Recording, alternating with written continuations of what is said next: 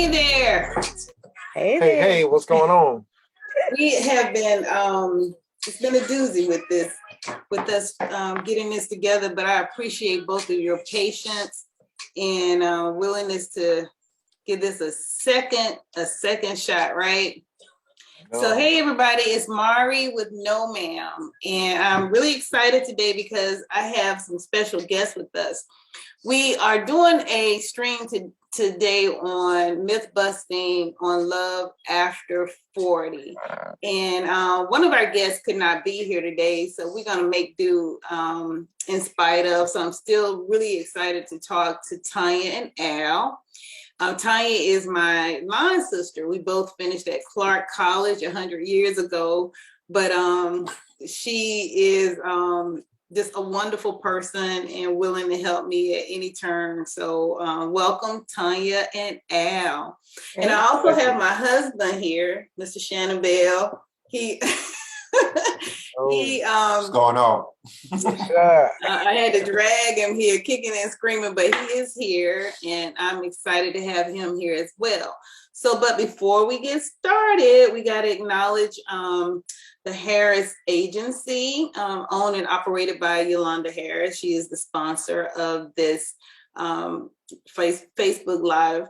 And well, it's not Facebook Live, it's actually a recording, but Yolanda is the sponsor, and she is the owner of the Harris Agency, and it is an all-state agency. So I will make sure I have all of her contact information in the body of this, all right? So we're gonna move forward. So today what we're talking about is myth busting on love after 40. And I was excited about it because I know in my life, a lot of very important things started for me after the age of 40. And based on what I was told prior to turning 40, I thought things were kind of over with once that clock started hitting 40. So, but before we get to me, we're going to talk about these two right here. As I shared, Tonyaa is my line sister, and she's a songbird. Oh my goodness, this child! We had the singing line when we pledged our line. I don't know if anybody. Maybe I'm being a little ambitious, Tonyaa, but did anybody sing as well as we did? Not that I'm aware of. I think we created a legacy. Yeah, we were the singing line, and this was this one and Annalise. Those voices really carried us through. So I got to make sure I mention that. But I wanted to talk to these two because they are unique in the space of being married, divorcing, and remarrying. And I thought that was just something that, I don't know if I'm from another universe, but there's so many things I heard about and was told that you don't do. Once you have that situation, and if it doesn't work, there's no turning back, especially if you get a divorce, if you go as far as to get a divorce. So these two are a shining example of, keeping folks out your business and making decisions that are best for you. So tell us a little bit. First, we want to know, want you to Tonyaa and Al, again, thank you. And I want you guys both to tell us a little bit about, how you guys met. And then I'll jump in. I want to learn a little bit of, about your background. Okay. Shall I go or you? That's fine. You go ahead. Okay. We met kind of on the church scene. A friend of ours, a mutual friend, was preaching at a church in Nashville. We're from Memphis, and she was in Memphis and had to go to Nashville to preach. And she brought together a choir to go with her.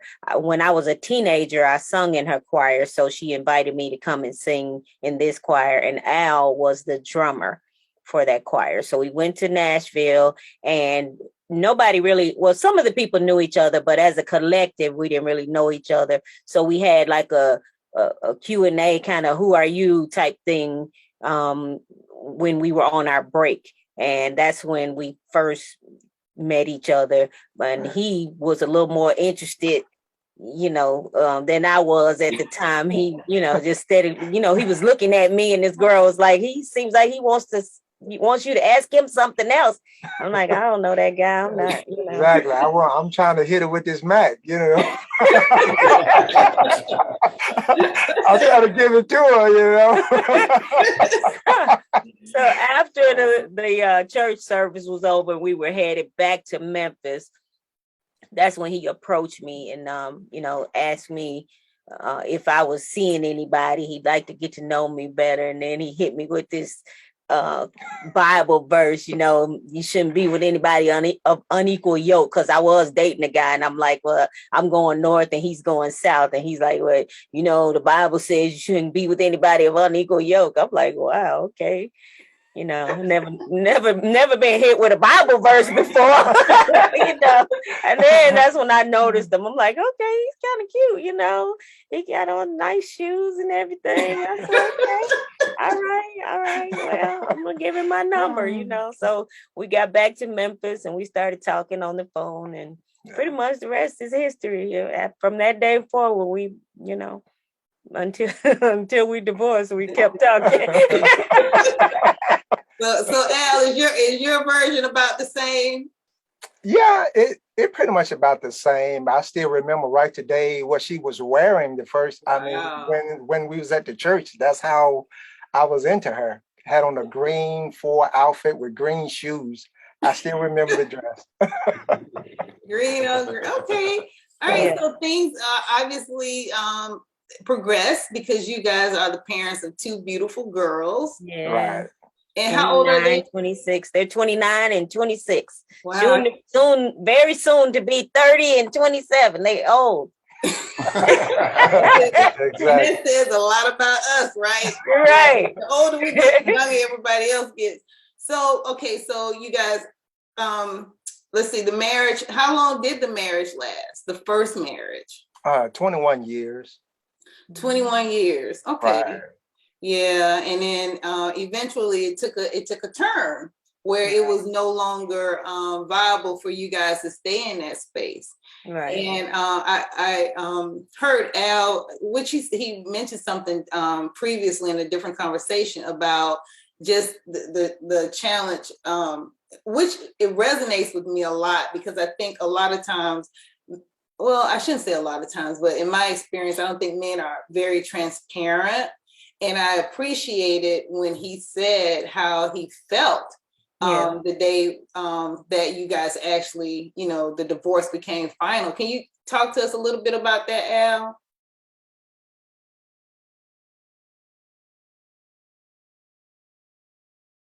Yeah, sure. I was devastated. But let me back up all the way back to the 4th grade. This is personal. Okay. I was thinking about marriage in the 4th grade. True story. So I knew that I was going to be married young. I knew I was going to have children at a young age. Although I didn't know a lot about marriage or whatever, I just knew then in the 4th grade. So for me to have this divorce, when I'm thinking about this in the 4th grade, it's devastating because it wasn't a plan. It devastated me because it was something that I really wanted to do, because it was on my mind in the 4th grade. And someone asked me, why are you thinking about marriage in the 4th grade? I have no idea. Only thing I knew for sure that I was going to be married and have children. And for us to make it to 21 years it's actually a miracle, but for it to come to an end, right, it devastated me. I come from a family of my mother and father. They still married right today, and they have an excellent relationship. So me coming out of that background of a solid family home, so that's exactly what I wanted. And so normally you are a product of your family, and the things that is going on in your family, you pretty much bring it to your family whenever you get married and stuff like that. And it devastated me.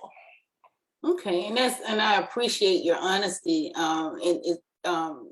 because I think, as I said, at least in my experience, men aren't the men that I've noticed or took time to pay attention to when it came to this particular space. You don't hear a lot about it, and how, you know, you hear about us and how, we're fractured and damaged and mad and angry and, bruised and blah, blah, blah, blah. And sometimes even bitter, and maybe it could point us in a direction of feeling negative about relationships moving forward. But rarely have I experienced, just one-on-one with, a man talking about, this was not an easy thing. And I appreciate that. I thank you for sharing that with us. So eventually you guys took another turn and you decided to, was Tonyaa winking at you somewhere, Al? Was that what it was? We had a little glitch in the Facebook. You said, was I winking at him? Yes. No. Trying to get his attention Not at all. Trust me, her jaws were swole. I mean, not at all. Couldn't open them, huh? Exactly. I mean, her jaws were swole, boy. I understood the divorce, why she wanted the divorce, although I disagree with it. I wish we could have just still worked out, our differences and try to make it work. Because if we would have stayed in it, it would have been 31 years or something like that. Now, if we would have stayed and tried to work 32. Things out, 32. Well, almost 32. This year would have been 32. Yeah, this year would have been 32 years. We made it through. And I just wanted us to be able to work through our differences. I know it was stated that 95% of divorce could have been saved if one knew what to do. There's a lot of materials out there. So 95% of divorce could have been saved if only the people knew what to do. Right. Mm-hmm. So that's kind of how that is. We really didn't know what to do, how to fix it. We were just lost trying to make things right. How did you guys figure it out? I think through the course of time, and sometimes you figure out what's important back then as you get older is really not that important. And that's kind of what I came to the conclusion that, that we really thought that really meant something. Now, as you get older, you have a different perspective on situation. Yeah, I certainly can attest to that. Yeah, and we weren't friends during the divorce. We weren't friends, so we started to be more friendly with each other. Just have basic conversation that we hadn't been able to have in those times off, during the off years. But we started to be able to have conversation without it being a disagreement or anger and things like that, and then really started to build a friendship.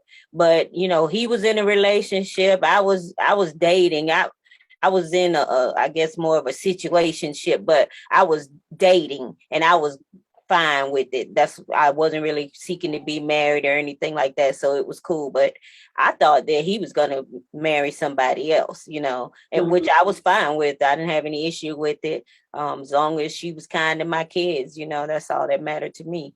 But we started to be friends again, and then I moved. I left the city, and when I left the city, he called that day saying, I never thought you'd leave the city, and we really had a really deep conversation about what went wrong, why it went wrong, how we both wished it could have been different, and it was refreshing. It was a release, things that should have been said years before were said on this drive from Memphis to Atlanta.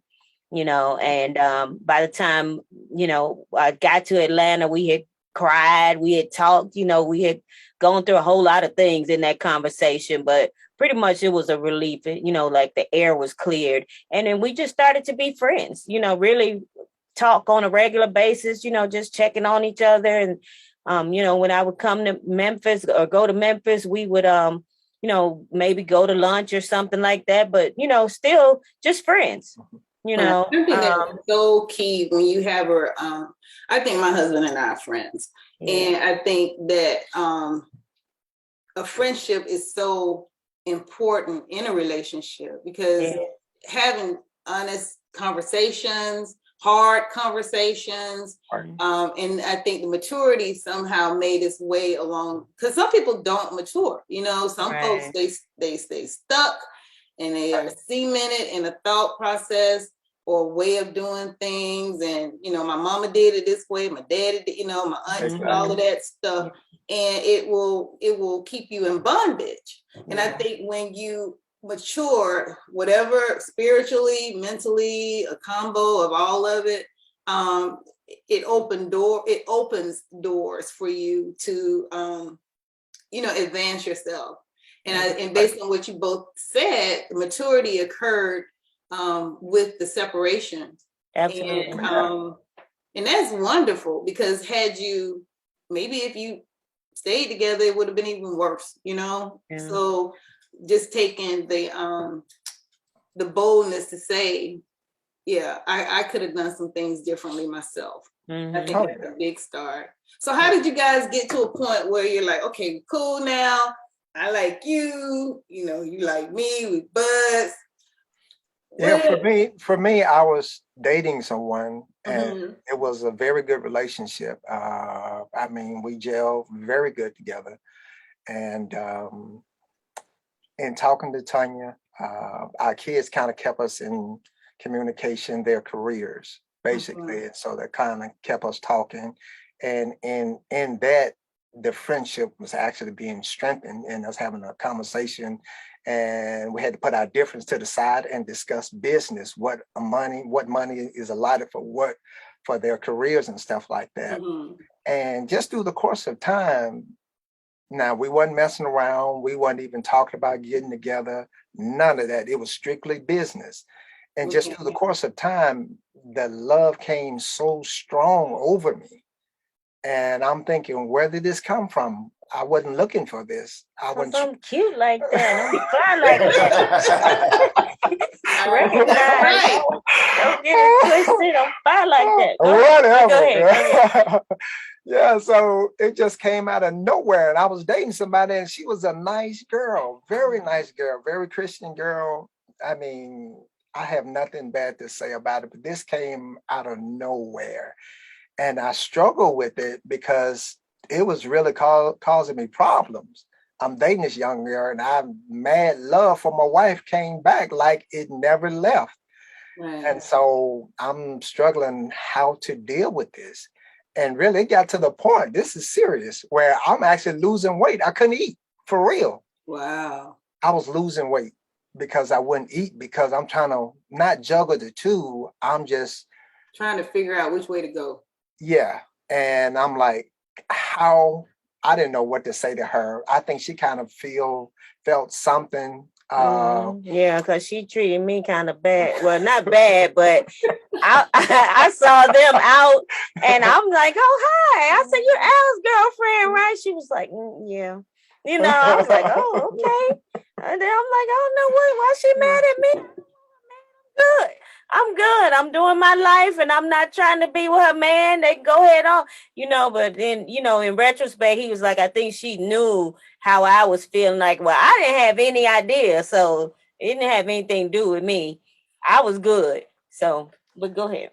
So what led to us actually dealing with this, I just came out with it. Although I haven't told the young lady what was going on, I knew that eventually I would have to tell her, which I didn't have no problem with that. I just came to that conclusion. You're going to have to deal with that. So I said, okay, fine. Well, let me go ahead on and deal with her. So I just came straight out and just told her, look here, we've been talking these last several months and stuff like that. And why don't we give it another try? Why don't we try it again? And I remember her saying, what do you mean? What are you talking about? I wasn't looking for this. I was like, hold on, player. Yeah, like I wasn't thinking about this. I wasn't trying to do this. I mean, she was just, you know, telling me I wasn't looking for this. I just wanted to be friends. I'm like, me too, but it came back. It came back strong. And why don't we try it again? Why don't we just give it another try? And it took her maybe some time to really think about it, give it some thought. I think she had to talk to her friends and talk to the pastor, talk to Mother Teresa, talk to some of everybody. talk to everybody to see if this a good move. So once we finally talked about it and everything, I had to go back and deal with the young lady that I was dating, and had to be very honest, transparent with her, and let her know where I stood as relation to our relationship. And like I said, I think she kind of sensed down within that something is going on, but she couldn't say that I was cheating, I was doing anything like that, because I wasn't. Right. So I dealt with it and let her know that we dated a whole year, and I was honest with her. I said, I love you, but I never fell in love. Mm. And that stuck in the back of my head. Why didn't I fall in love? I'm like, I don't know. I said, I really do love you, but I love someone else. It came out of the clear blue, and she said, who is it? It's your wife, ain't it? It's your ex-wife. I said, yes, it is. She said, I knew it. I said, we wasn't cheating. We wasn't doing anything wrong. She said, I knew it. I knew it. I said, I'm sorry. I said, I'm just going to be honest. I said, I'm sorry. I apologize for hurting you. And she cried. And I had to tell her, just be very honest with them. This wasn't planned. I'm actually innocent in this whole ordeal. Yeah. I'm innocent. And I ask that you will forgive me, but my heart is with my ex-wife. Okay. And that's pretty much how I ended that. Right. You know, trying to just make things right, you know, with her. Well, I think that's what you did was kind. And, you know, and then the relationship, your friendship with her, hopefully it may not be what it was, but at least there was some respect there. So I think you did the right thing. And then you had to go and say to Tonyaa, well, Tonyaa, what were you thinking? When did you, how was the engagement or the proposal? How was that? How was the proposal? Oh, that was crazy. Wait a minute. So yeah, that was crazy. So I just had to make a decision, and my decision was clear cut. You know, I'm going to stop dating. He told me he wanted to be exclusive. Okay. So he was still living in Memphis and I'm in Atlanta. Okay. Right. So it's a long distance thing going on. And so I just stopped dating, you know, who I was dating, to let them know, you know, I decided that I'm going to be in an exclusive relationship with my ex-husband, whatever, you know. They were like, what? You know, but anyway, we just started seeing each other regularly. He would come down, I would go up, he would come down, go up, you know, that kind of thing. And we really became a couple. He moved to Atlanta before we got married. He put in a request to transfer the job and thought it would take a while. You know, usually it would take a while with the job. Yeah. But in this case, it only took 2 weeks. Yeah. So once he put the request in, and it was like, this is crazy. They said, can you be here on September 4th? And it was like August, you know. Mm-hmm. And he was like, oh, well, I guess so. So he had to move down, you know, and start his job. So we were in a full-on relationship, not really knowing what was going to happen, not really knowing whether it was going to move forward or what. You know, I was still real nervous about it, really, to be honest, terrified. I was terrified, you know, but, you know, he was like, you know, I'm going to make it right. I'm going to make it good, you know. So we bought a house and everything before we were married. Okay. And then got married. So we have a real anniversary date, which is our original anniversary that he wanted to maintain. He wanted to keep that same date. And then we have another date that we actually remarried, which is our divorce date. Really? Yeah. We remarried on the day we got divorced. Wow. So, you know, like when you're in a company, you know, your tenure continues based on your original date or whatever. And so we decided that if we married on our divorce date, then our time just continued from there. Yeah. So we could deduct the amount of time that we were divorced, and then our time would continue as of our original anniversary date, which is November 17th. So And what for everyone that doesn't, divorce on? We divorced on Valentine's Day. oh wow. So you So got there? Wow. yeah, Yeah. so we call our fake anniversary date is Monday. We're gonna have a fake anniversary on Monday, and then our real anniversary that we actually celebrate is November 17th. So what would you say? So first, let me ask this before we move forward. How long were you guys divorced? What was that? 6 years technically. Legally divorced, Yeah, 6 years. but we were apart. So part of that 21, we were apart. Okay. So we were apart for 8 whole years. 8 whole years. So what would you say to couples that, because I know there are plenty of people in this space right now where things didn't work out, there's still some connection there, and they have folks in their ear about you don't go back, Don't go back. blah, blah, blah. What would you say? How would you guide them in this space? For me, I'm very low key. I make my own decisions. I determine what I want to do. And knowing how the divorce went, people had their little say-so about it. And I knew if I spoke publicly about us getting back together, I would get a lot of kickback about it. So I kept it quiet. I told my mom, my parents, and I told my 2 brothers. That was it. But it was my decision. I came to the conclusion that this is something that I wanted to do. I know my parents, they said, are you sure this is what you want to do? Are you sure you remember the things that y'all went through? My mom said, I remember you guys arguing a lot. I'm like, yeah, that's true. She said, are you sure you want to do this again? I'm like, yeah, for some reason, I'm just pushed to go in this direction. So I'm just going to give it a try. If it doesn't work out, I can at least walk away and say I tried. You tried. So you're basically saying keep your stuff to yourself. Basically, yeah.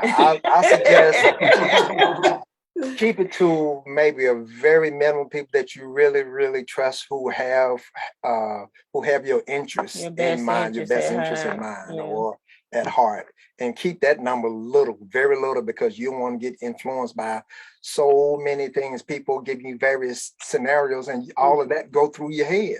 But if you keep that number very minimum, I think you'll be all right. And just, Right. I agree with that because I did the same. I kept my circle close and didn't really discuss all the details of what was happening. But Mari, I've always been the type person to do what I want to do. So I mean, do what you want to do. That's the bottom line. Just do what you want to do and don't let anybody else dictate for you what's good for you. Only you know what's good for you. And so, and then I've always lived by the mantra, nothing beats a failure but a try, so you just don't know. You don't know if it's going to work out. It may not, but it might, so you try and see, and, and then you really give it your all, which is what we've been doing. We've been giving it our all. And, not to say we don't have hiccups. Sometimes we have rough spots, but we are committed to making it work. We're committed to each other. We love each other. And, just be steadfast in your decision and don't let anybody sway you. All these things, and, people like your ex, if your ex wants to get with you and then you see people on Facebook, like I'll be like, no, I'll run the other way, all those kind of things. Well, you could be missing out, really. People change, things change, situations change, times change. You just don't know. So I wholeheartedly agree with that. And I just think you two are wonderful. And I think you have made an impact on somebody, that is going to be fortunate enough to see this.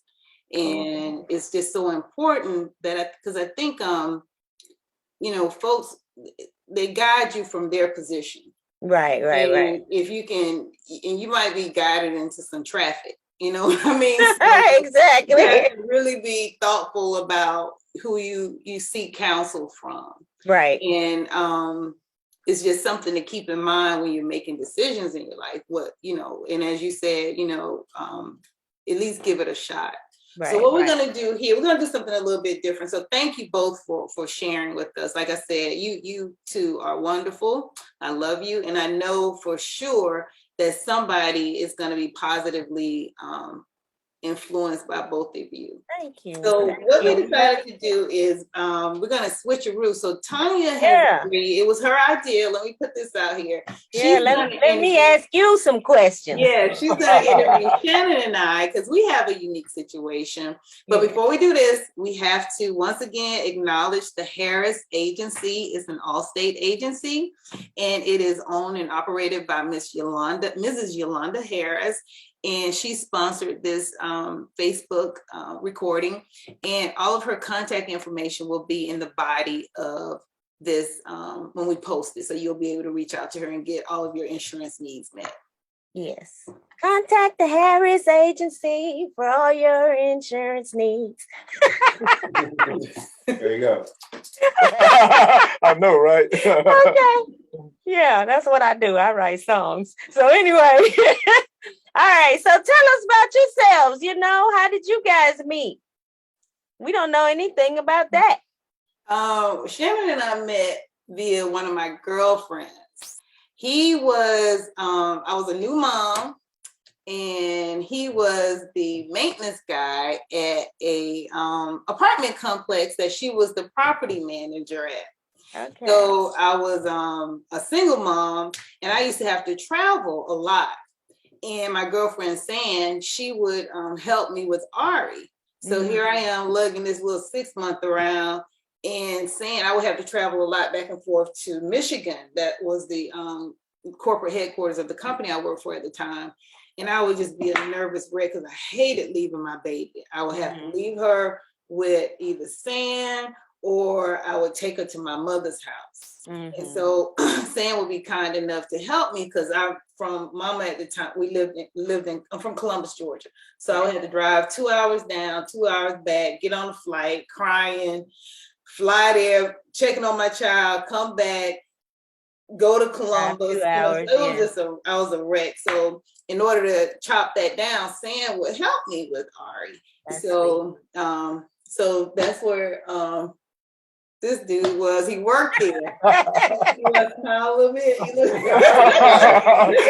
Is that how you see it? Is that what happened, Shannon? Exactly. Well, I mean, yeah, that's true. She did bring Ari over to Sandy to babysit for her while she would travel. But then she kept coming around. Yes, sir. She would show up every now and then with sundresses on and shine and smiling, giggling all No, that part, so that's how we met each other. I got you. So okay, you say you had a 6-month-old over at San's house, and so how did you become a single mom, or how did you even decide to become a single mom? Or tell us about that. So, my clock was, it was ticking and talking. It was getting louder and louder and louder. Right? And I wanted a baby. I wanted a baby. And I knew that I had the smarts to listen to my OBGYN. Okay. And I believe prayer changes things. So let me put that out there. But I believe, she was a vehicle for me to make some changes. Okay. So for me, biologically, she's like, look, chick. I mean, well, she didn't say look, chick, but she's like, your clock is ticking. And I actually had fibroids when I was 35. Okay. So I had surgery. Actually, I had this myomectomy when I was 34. So yeah, that's when I had the surgery, when I was 34.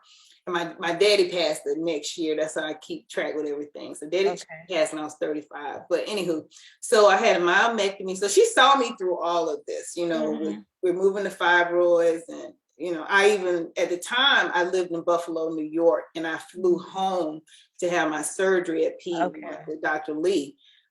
So I knew my body was changing. So, and I didn't tell him, I take that back. I put it out there. I told a few girlfriends, and I got you crazy, and I was like, I wanted to have a baby. And someone even hit me with, do you want to be a mother or do you want to, give birth? But I wanted to give birth and so I don't make apologies for that, Yeah. So, but anywho, I was fortunate enough to meet someone that I had a child with, right? Okay. And no strings attached, none of that. And I was, to this day, I will forever thank this person because I love, not that my love for my child is any differently than it's 2 children now from our marriage. I love both of them. But before I met him and he brought, his child, Kennedy, I thank God every day, that decision to have her and have her by myself. I didn't even tell my mother. And interestingly enough, when I was pregnant, my Aunt Vicky, she said she knew I was pregnant. And I was like, you did? She's like, yeah, I could tell. Look, that old, well, she's not, I ain't gonna call her too old, but she's just that, those old wise tales, something about the awareness. She knew, but I didn't tell anybody, because, like y'all, church, you come from, you don't do certain things. And I didn't want to be a stereotype. And then, but after a while, I didn't give a shit, to be honest with you. I had made up my mind that, it was me and Ari. So my pregnancy, I always say that my pregnancy was a little lonely because I did something different than the norm. You didn't really talk about it too much with people. I don't think I got approval. I think it was somewhat frowned upon. Were you worried about people's opinion? Yeah, I was to a degree, but I did what I did. I still made a decision to move forward. And I was that mama who would, Ari didn't move. I was always hitting my stomach. Girl, I lived in the emergency room. And every time I go up in there, she started kicking right after I got up in So I, my mother was, very supportive of me. And, after a while, everybody got used to, it was like, I'm having a baby. But, she was born in January. So when Ari got here, I had actually turned 42. So my birthday is in December. But I'll be honest with you, the only time I really thought about, things could go awry with my pregnancy is, I forget that test they give you when they check to see if they could pop you. I know what you're talking about. That's when I was like, ooh, wait a minute, something might, fortunately, thank the Lord, she was born healthy and, but yeah, that was my journey with her. And, 6 months after Ari got here, in my mind, I had made up my mind it was going to be me and Ari. I had already assigned my mama to help me without her approval, but I knew mama would, my mama was my ride or die. So she would help me and it was just going to be me and Ari. And then Shannon, you came along. And then, so what did you think about Mari and the 6-month-old? I was okay with it. I mean, she chased me down for so long that I had to give in. I know, brother. I know. He was okay. No, this dude, when I would go see Sam, he always have a reason to come in the office. Always. And I knew he liked me because he wouldn't look at me. Oh my God. You would not look at me. And I was like, that's not true. He was, it was. Let's get Sandy. This old thing, he would not. Shannon, you were being shy. You didn't know you were being shy. I was summoned to the office every time she came. All right, okay. Let's tell the story the way it really went. So Sandy called me and say, your buddy coming. Come on. So that's what she would do, right? So, and I think she told us. But you would show up. Right. Mine would tell her to tell me to come up to the office. That's all that was. That's my story, and I'm sticking to it. I believe you, man. I believe you. That ain't true. Type in here, but anyway, but that's how we met each other. All right, and so you mentioned that he had a child. You mentioned Kennedy. So Shannon, you brought a child to the relationship, and how old was Kennedy when you and Mari got together? He's 4. 4. She was 4 years old. Okay, Wow. cool. And I will always remember when I first met her, because she had a school uniform on. Mm-hmm. And she was just so cute to me with this little uniform, just, I don't know. I just remember her in that little uniform, and he was all crazy. The word, because I remember I pinched her cheek or something. He's like, "Don't do that, don't do that." And I'm like, "Why?" She don't like that. I'm like, "You don't like that. She's fine with it." I had to break him from all that craziness. But I remember, I just remember her in that little uniform. Yeah. He was 4. Yeah. And one thing about him that I really noticed earlier, he's a good father. So he always, because I to this day, and if people can hate me or whatever, but I would never deal with a man that would not take care of his child, but be running to take care of mine. Yeah. So that was always, because I come from a single parent home. Mm-hmm. So feeling like, my daddy, I always say he did the best he could. So, and I understand that differently now as an adult, but he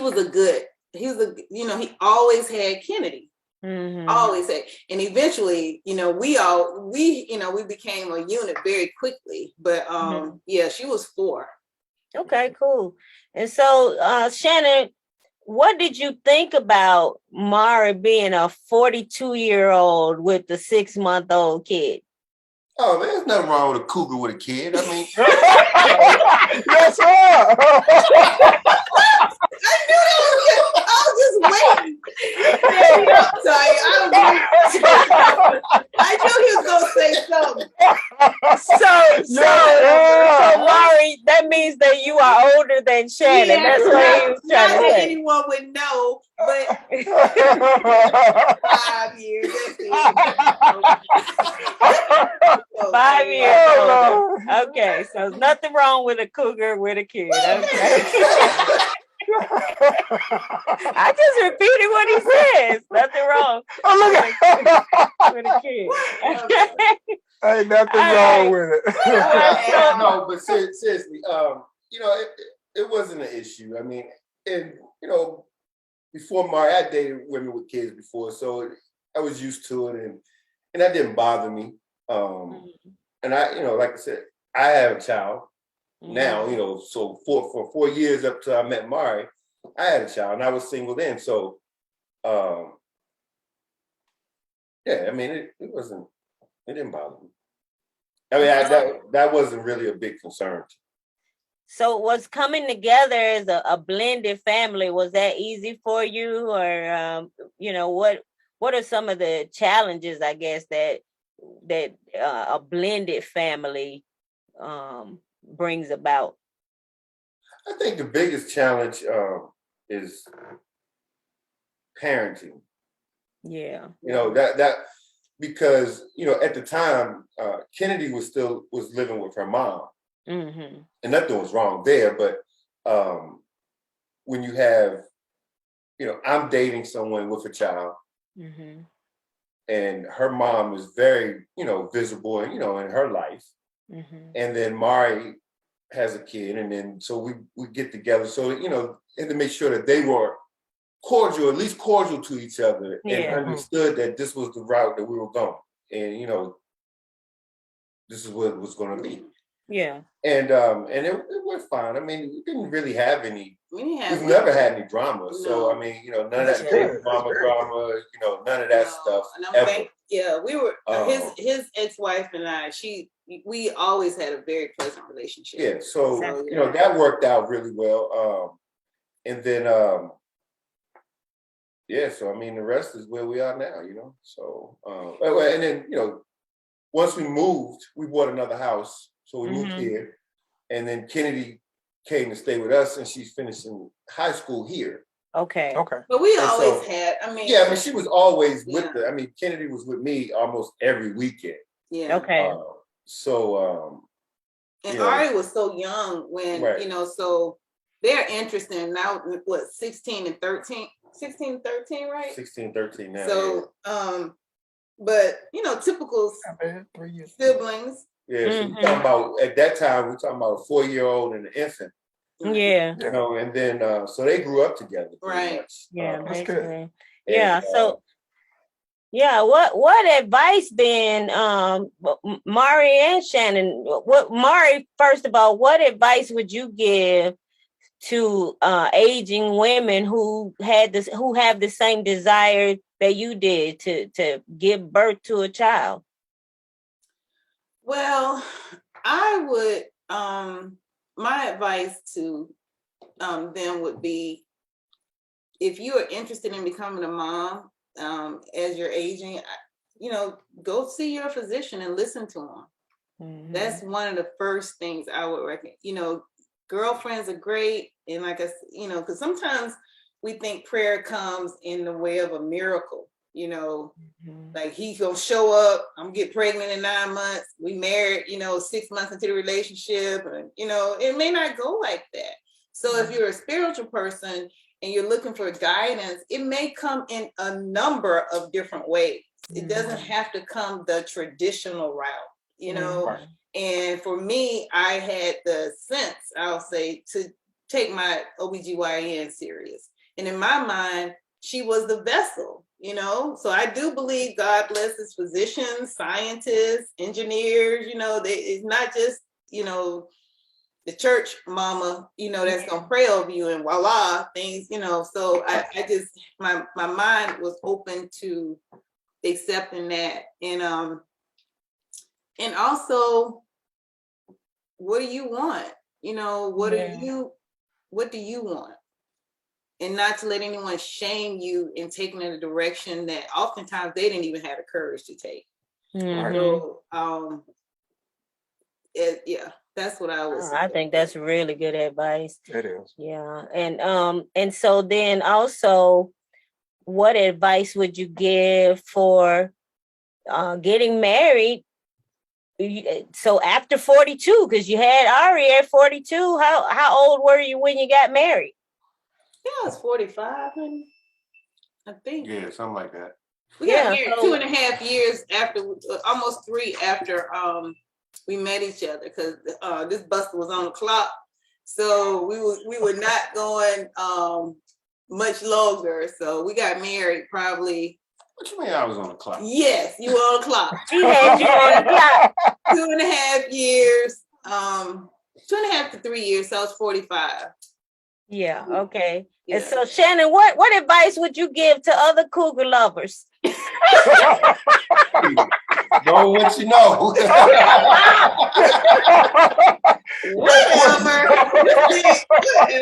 Yeah, I mean, cougars need love too. Yes, sir. No, right? My husband has turned into that old uncle. That old bad joke. Cougars do indeed need love. They need love.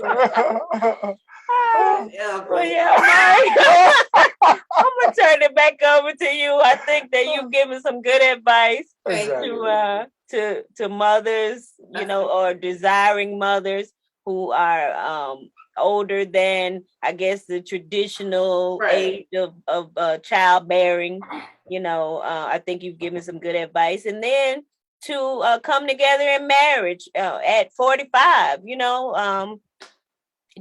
don't have to be 21 to get married, 22 or whatever, in your early 20s or 30s or even 40s. You could be 45 and up. Yeah, and have a wonderful marriage. Right. And we've had some challenges, but we've gotten through them, and I don't think anything is perfect for anyone. And but I'm thankful and I'm happy, and my girls are happy. So my husband, I always thank him. My mother, she passed in 2020. Right. And I moved my mother and my sister in with us. And I knew, my mama was my mama. She can get on my nerves. She could, but the moment I saw some, disdain with him, I knew it would affect me differently. Mm-hmm. And I think just the other day, I was like, honey, I just, I tell him, periodically, I thank him, because he was kind to my mother. And he's still kind. My sister lives with us. So, we got a house full of folks, 2 teenagers, a sister, a dog, and then, I had to take care of him. And then no empty rooms. Yeah, it's busy around here, but I thank him for that. She's not with us anymore, but when she was here, he treated her. He never came in this house and not. Mom had dementia, so at one particular time, she didn't know what was, but he always greeted my mother when he came in the house, and I will forever thank him for that. Thank you, because he was super sweet to my mother. But anywho, I want to thank both of y'all. This was fun. It was. You're my new best friend. I'm trying to take you from me now. I know you're trying, but you my buddy, all right? So Miss Shannon, all right now. She all right. Shannon is a good guy. Yeah, good guy. So I want to once again, before we hang up, I want to thank Yolanda Harris. She's the owner and operator of the Harris Agency. Yolanda Harris with the Allstate Group. So she is actually our insurance lady, right? Yeah, so she's great too. She is smart. She's as smart as she is pretty, and she is anxious to help you guys. And all of her information will be in the body of this posting. So please check her out. And again, thank you to, I love both of y'all. My lives. Love you. Always. And Tonyaa, just a little note, she's a great counselor for me. She's one I can call, and I know she's going to be brutally honest, but it's going to come from love, and it's some good guidance. And none of y'all don't try to find out who she is so y'all can call her, okay? So, anywho, thank y'all. I love you both. We appreciate you too. Love you too. Appreciate you guys too. This was fun.